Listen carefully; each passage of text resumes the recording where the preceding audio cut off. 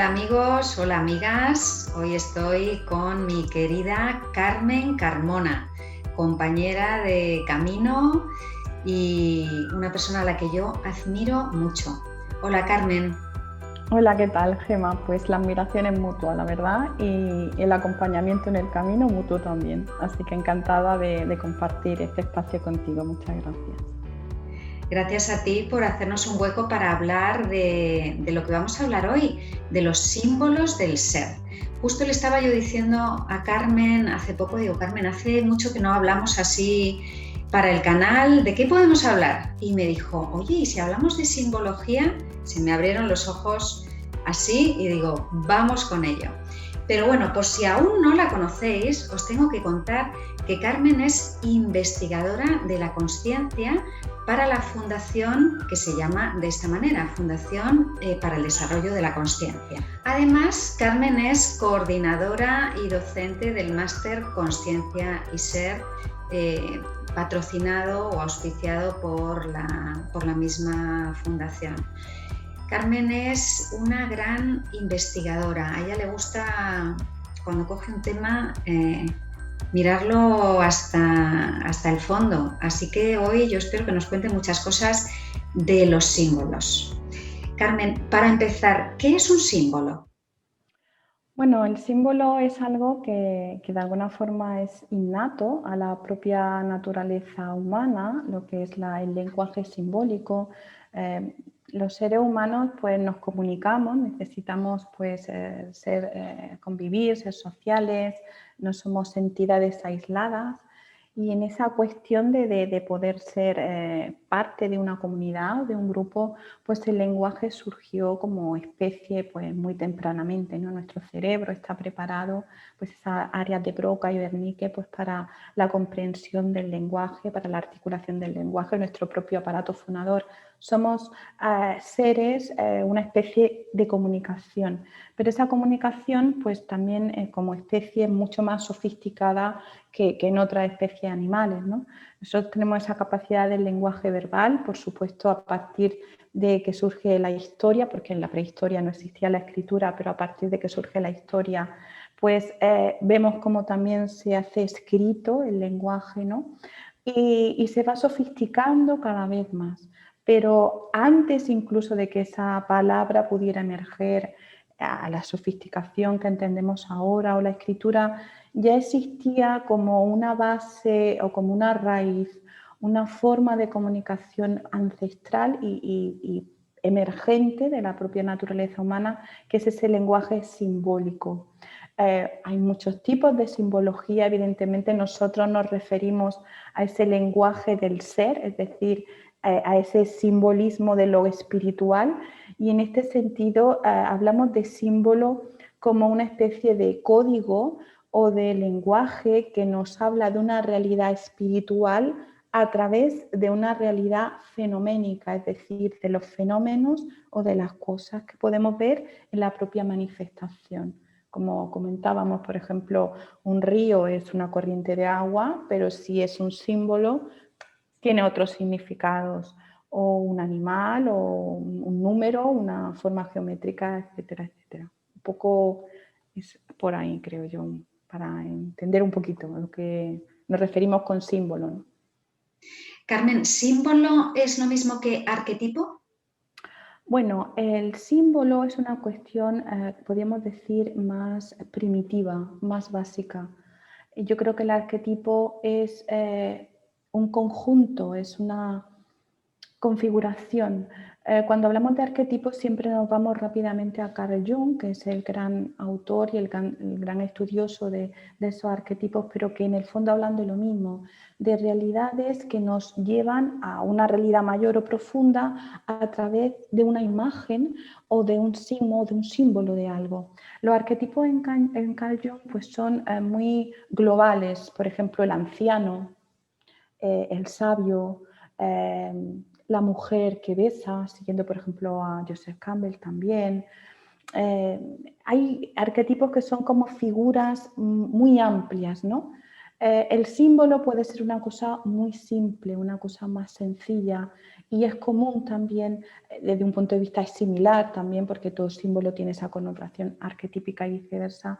Esos símbolos del ser, de este lenguaje espiritual, vemos que es muy coincidente, igual que los arquetipos de Jung, independientemente del lugar, de la tradición, de la época, porque emergen de un lugar distinto a esa mente pensante, ¿no? Sino que vienen, como dijéramos, de un lugar superior, eso que Carl Jung llamaba inconsciente o subconsciente colectivo, ¿no?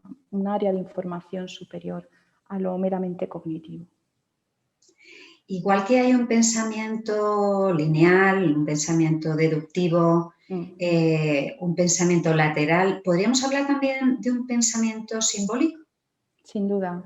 Y de hecho ese pensamiento es post-racional.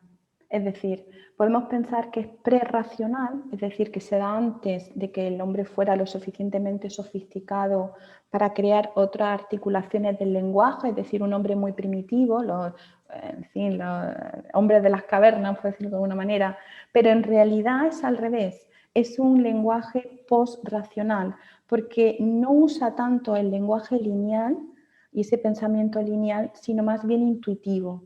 Y la intuición está más allá de la propia razón cognitiva pensante de A me lleva a B, B me lleva a C, un poco en causas y efectos, sino que va más allá, conecta con otra realidad interna que es diferente a ese pensamiento cognitivo. Luego la mente pensante pues, nos sirve pues, para clasificar esos símbolos, para buscar conexiones, para escribir tratados sobre eso, para lo que sea.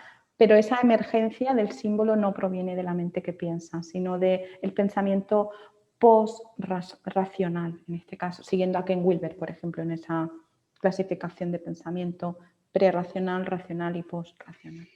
¿Qué símbolos son los más, no sé si decir, característicos o útiles en el camino del ser o del encuentro con el ser? Es muy bello porque yo creo que al margen de que efectivamente en cada cultura y tradición se dan símbolos espirituales que luego vemos que son coincidentes, como cada uno de nosotros tenemos un camino espiritual propio, cada uno de nosotros sale al encuentro de lo simbólico, sale al encuentro de sus propios símbolos. Entonces cada uno tenemos nuestro propio código, porque tenemos una conexión y una comunicación directa con la fuente, ¿no? con ese lugar del que procedemos y al que vamos. Y aunque existen símbolos que son universales y culturales, lo bonito y a lo que nosotros también vamos un poco en nuestra formación, en el máster, en el módulo de los símbolos y el lenguaje del ser, es en esa búsqueda personal de qué símbolos nos han llevado, nos han guiado y de repente comprendemos con esta nueva mirada que son nuestra propia simbología, ¿no? Por supuesto que hay muchos símbolos comunes, como decíamos el río, la montaña, en esa idea de ascensión, el triángulo, en esa visión trinitaria, ¿no? Que esa expresión de los dioses o de lo divino en tríadas de tres, Padre, Hijo, Espíritu Santo, Osiris, Isis, Horus en Egipto, bueno, en todas las tradiciones. También vemos las formas geométricas, por supuesto, el círculo como una unidad, los elementos, el fuego como la purificación, el pan como, hablando de alimentos, ¿no? El pan que procede de ese trigo que nace de la tierra en semilla, pero que tiene que ser transformado y triturado, fermentado y cocido para que surja algo nuevo y alimenticio que es el pan, igual que el vino es el símbolo de esa vid que nace de la tierra y es triturada y transformada a algo nuevo que es el vino, sería la mies y la uva sería la vid, el símbolo del ego que tiene que ser transformado dolorosamente a veces en algo novedoso y nuevo y alimenticio para nosotros. El cristianismo además es el símbolo del cuerpo y la sangre de Cristo, de esa conciencia crística, que es ese ego que se transforma en algo totalmente rotundo y revolucionario, novedoso. Hay muchísimos símbolos en todas las tradiciones, culturas, o sea, como dice Javier Meloni, ¿no? Que comentábamos el otro día, que para aquel que es capaz de ver todo es símbolo, ¿no? Entonces es muy bonito conectar con nuestra propia conexión y nuestro propio arquetipo, nuestros propios lenguajes, nuestros propios símbolos, que si nos fijamos en nuestra vida como constantes van apareciendo en cuanto somos capaces de ver. ¿Qué nos aporta a nosotros en el camino de la espiritualidad tener este pensamiento simbólico, desarrollarlo? ¿Qué nos aporta? ¿Nos ayuda a avanzar más rápido? ¿Nos coloca en otro lugar? ¿Cómo lo explicarías tú esto? Bueno, creo que es algo que está en nosotros, está impreso en nosotros, está en nuestro ADN espiritual, como si dijéramos, y de alguna forma es algo que en algún momento dado hay que mirar.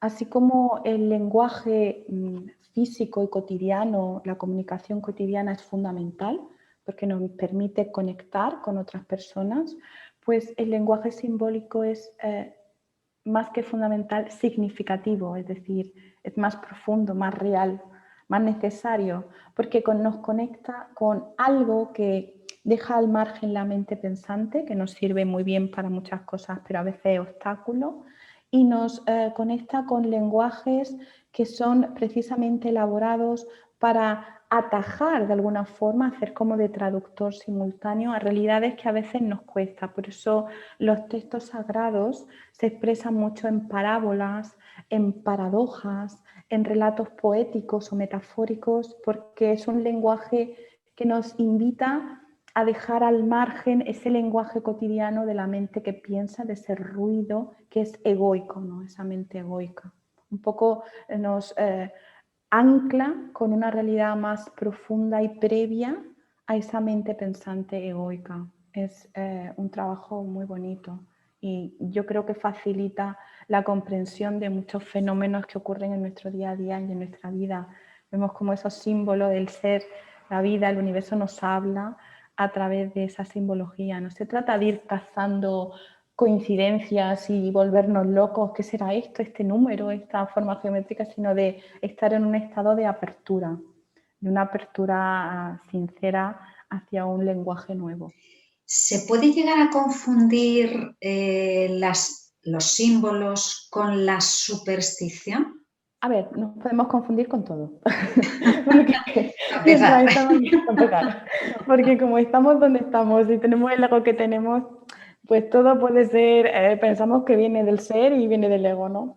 Es cierto que el símbolo efectivamente tiene una composición o un componente ritual, que el rito sería el llevar a la acción esos símbolos de una forma material, hacedora. Y efectivamente en esa transposición de lo simbólico que emerge de un lenguaje a hacerlo material a través de la ritualización, pues se pueden perder muchas cosas. Y más cuando se va heredando de generación en generación, puede desvirtuarse, puede intoxicarse o contaminarse con otras cuestiones. Pero sí es curioso ver cómo la escritura simbólica de los tatuajes en muchas tradiciones, antropológicamente hablando, la tradición oral de metáforas y de metafísica de los comienzos, de cómo surge la creación o el hombre, cómo símbolos se van traspasando de uno a otro. Y bueno, yo puedo pensar, claro, es que yo tengo, no sé, una concha y para mí pues esa concha es del mar, es algo simbólico y lo tengo que llevar porque es como mi amuleto. Pero bueno, hay que ir un poco más allá de dónde viene, dónde la has encontrado, cómo llegó a ti, qué significa para ti. Al final cualquier apego es egoico, evidentemente, pero también tiene un porqué y hay que ver por qué y por qué me apego a eso también o por qué necesito eso y si no, hay que ser cauteloso y sobre todo mirarlo con apertura y con absoluto desprendimiento, ¿no? Porque estas cosas, estos simbolismos, estas metáforas, en realidad, como todo bien sabe Gemma, viene a nosotros, no necesitan ser buscados realmente. Entiendo, Carmen, que necesitamos los símbolos en este nivel de conciencia y que según vayamos subiendo por la escalera y lleguemos a otros niveles, en algún momento dejaremos de necesitarlos. Absolutamente. Esto no deja de ser muletas para apoyarnos, no dejan de ser cuestiones que nos facilitan, pero evidentemente cuando llegamos a un nivel de conciencia elevado, no necesitamos símbolo porque nosotros somos ya símbolo. Ya somos, llegamos a esa conciencia cósmica, mística, unitiva o crística, dependiendo de las tradiciones, tiene muchos nombres, esa iluminación, y ya somos todo con el uno. Entonces, al sentirnos unidos a algo mayor y parte emergente de algo mayor, pues nosotros mismos somos símbolo ya. Entonces no hay búsqueda, no hay interpretación, no hay lenguaje, ya todo es inefable, todo se ha dado y no es necesario, pero bueno, a mí por lo menos todavía me queda mucho, así que sigo mirando y sigo observando y amorosamente veo cómo la vida, cómo el universo va emergiendo símbolos maravillosos del ser. ¿Nos pueden ayudar los símbolos en nuestro día a día, en las meditaciones o en las costumbres que podamos tener cada uno dentro de, que estamos hablando del camino de la espiritualidad? ¿Cómo nos pueden ayudar de una forma práctica?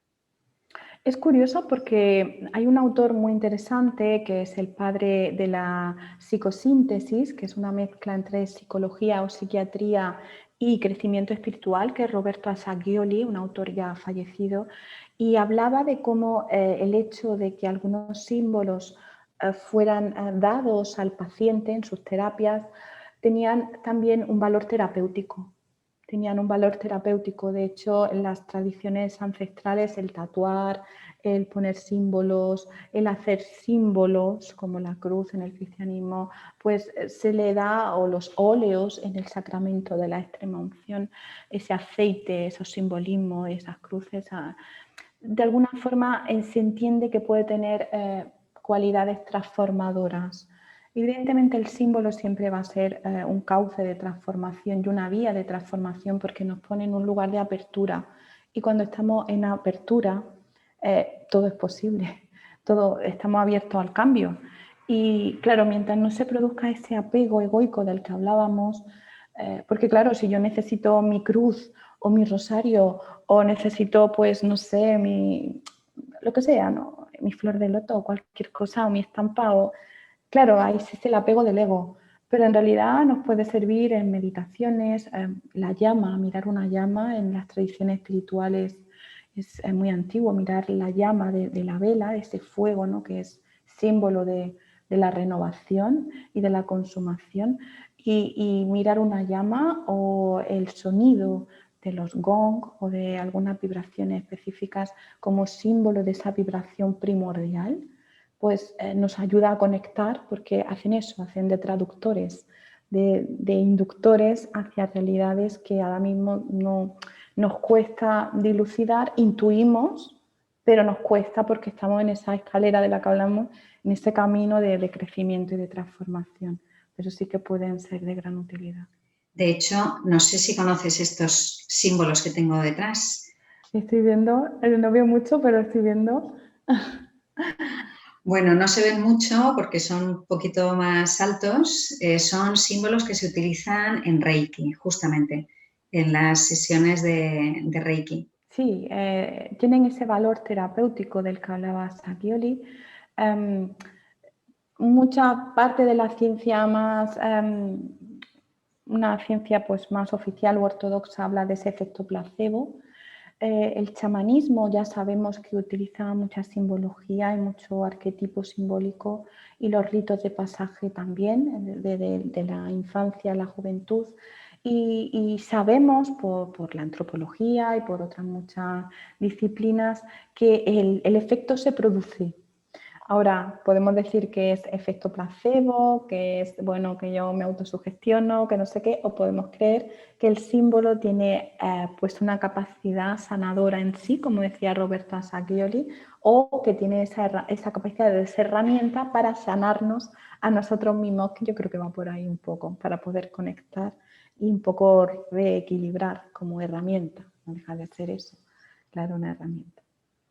Pues bienvenidos sean y bienvenido el efecto placebo. A mí es que me encanta el efecto placebo porque es que es una demostración de la capacidad innata que tenemos cada uno de nosotros cuando ponemos fe y ponemos confianza en algo y de repente ese algo funciona. Es que vamos, es un don con el que nacemos todos y ojalá se investigue más y más sobre el efecto placebo, porque me parece un regalo de la vida.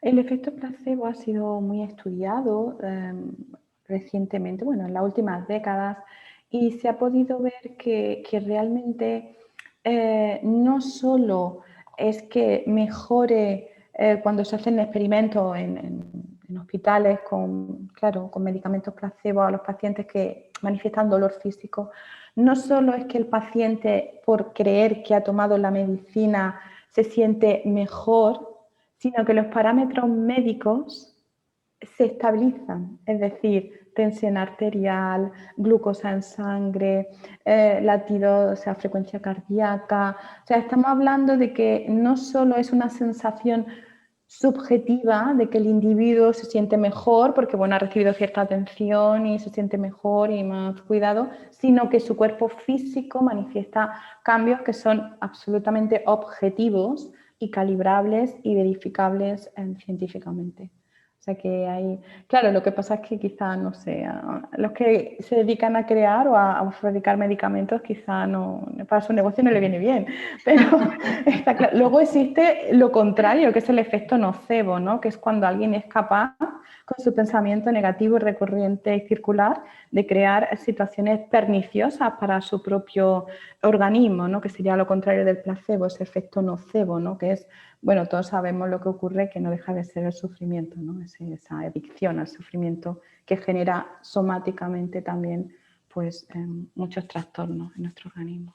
Pues nada, vamos a desearos que utilicéis los símbolos que deseéis, pero desde esa forma, desde ese deseo de acercarnos al ser y no desde ese apego egoico que nos puede al final traer sufrimiento si ese símbolo se nos pierde, se transforma, le pasa algo, ¿no? Entonces, que lo utilicemos para crecer, no para apegarnos más a las manías del ego.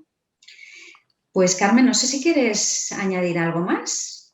Bueno, en realidad creo que hemos comentado un poquito, bueno, esto ya como comentamos se da en una formación bastante larga, en el máster esto es como una mera aproximación, pero es simplemente un poco el tener un poco claro que se trata de un lenguaje simbólico pero intermedio, ¿no? Los lenguajes simbólicos son transiciones efectivamente hacia una comprensión de la realidad, hacia comprensiones mayores que nos llevan a sabiduría.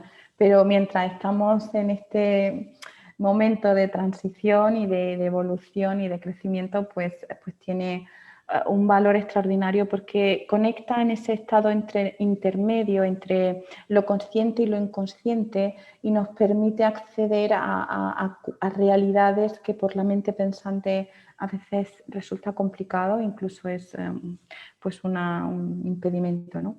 Es muy bonito y sobre todo lo bonito es ir viendo cada uno de nosotros cuáles son los símbolos en nuestra vida, cómo se manifiestan en nuestra vida, cómo nos hablan. El universo nos habla amorosamente a través también de esa simbología y cómo podemos abrazarla e integrarla en nuestra vida. Carmen, como os comentaba al principio, es aparte de coordinadora, es docente del máster Consciencia y Ser.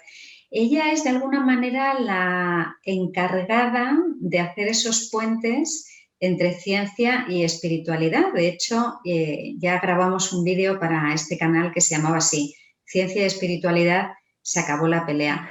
Pues Carmen está un poco encargada de eso, ¿verdad? De hacer esos puentes, ¿no?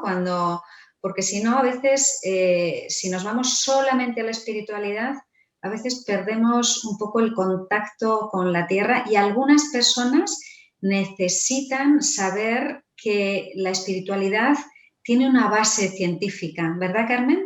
Bueno, yo creo que efectivamente, como dices, el camino espiritual y el crecimiento espiritual tiene una parte que tiene que ver con lo cognitivo, con lo comprensible, con lo entendible a nuestra mente. Ya Gerardo Smerling decía que no se puede dar una información a otra persona si no es entendible para su mente, ¿no? O sea, hay que adaptarla a su capacidad de entenderla.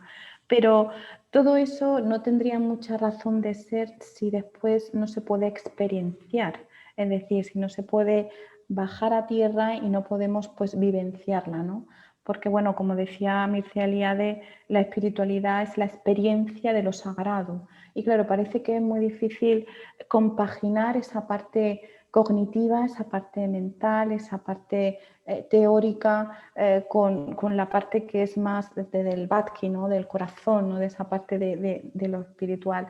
Nosotros intentamos desde la fundación, por supuesto, y en el máster también, poder hacer esa maridaje entre la ciencia, lo que la ciencia dice ahora, que en realidad está muy conectado con lo que tiene que ver con la espiritualidad, con el lenguaje de la sabiduría perenne, estudiarnos a nosotros o mirarnos como observadores, ¿no? De este sujeto de estudio que somos nosotros mismos.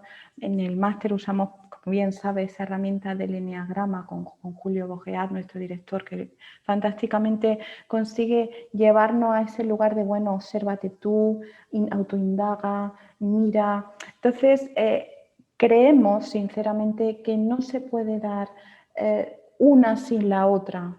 La parte teórica sin la parte práctica, la parte científica sin la espiritual. Creemos que en estos tiempos de nuevo paradigma, de cambio radical que estamos viviendo, es el momento de aunar todo lo que tenemos y de una manera holística poder hacia arriba tirar un poco de nuestra evolución, ¿no? y ser también mejores herramientas. Y es importante, pues como decía San Pablo, ¿no?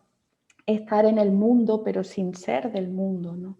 Esa capacidad para tener los pies en la tierra, ver un poco las cosas sin irnos muy a cosas demasiado intuitivas, no en el sentido transracional, sino que realmente no pueden ser verificadas, y ver cómo se pueden aunar para que todo este tipo de informaciones sean más académicas, más cercanas. Hay personas que no lo necesitan, que solo con la experiencia consiguen, y es perfecto, y cada persona además tiene pues su propia inquietud y necesita sus propias herramientas, y cada uno le van a llegar las que necesita en cada momento, pero creemos que al igual que en el libro de Gonzalo Rodríguez Fraile, en la fundación, en la cátedra, en el máster, todo lo que hacemos es importante en este nuevo paradigma, en este nuevo contexto, que ambas facetas estén muy bien encajadas y puedan servir de un soporte y de una ayuda realmente práctica y eficiente. Os invito a que entréis en la página web del máster y veáis lo completo que es. Dura un curso escolar, es un fin de semana al mes y está lleno de contenidos muy variados y es como una especie de escalera, ¿no? Donde mes a mes, seminario tras seminario, va subiendo una escalera, como dice Carmen, ¿no? Por un lado con información y conocimiento, pero por otro lado bajándolo a tierra, ¿no? Aterrizándolo en la vida, que es ahí donde verdaderamente se miden los progresos. Sin duda, porque evidentemente ese es nuestro propósito, y por ejemplo esa aportación tan maravillosa que tú haces a nuestra formación a través de la alimentación, de todo, no solo lo que se ingiere por boca, sino bueno, en tu formación es maravillosa la aportación que haces.